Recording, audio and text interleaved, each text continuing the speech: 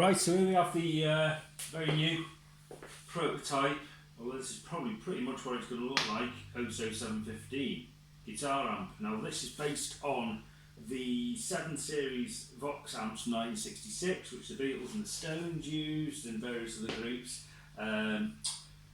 Jimmy Page had one of them as well, did most of Led Zeppelin 2 on it apparently. This one's got a 15 watt power amp, very similar to the Vox AC 15. Valve rectifier doing these Z81, 2 EL84s and an ECC83. It's a transistor front end. It has a variable distortion circuit, which when it's turned up full is exactly the same as the distortion circuit in the 7 Series. When you turn it down, it puts another resistor in series with it, which basically reduces the amount of distortion, so it just gives you an option there.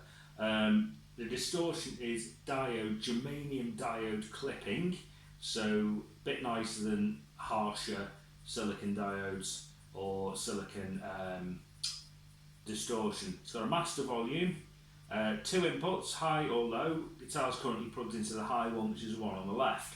Now it's switchable between 120 volts and 240, and you can use it with either an 8 ohm cab or a 16.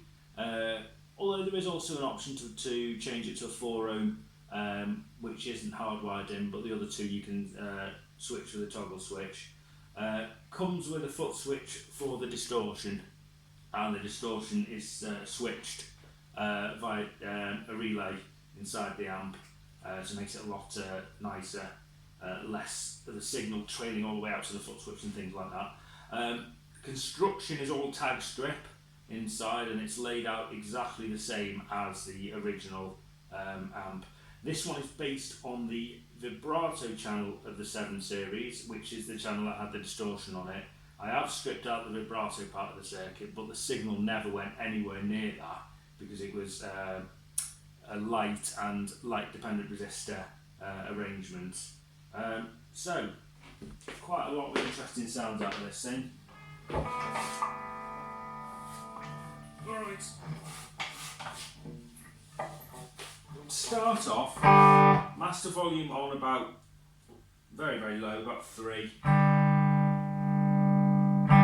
So all of the controls are down. So let's start by turning up the treble. Bit middle.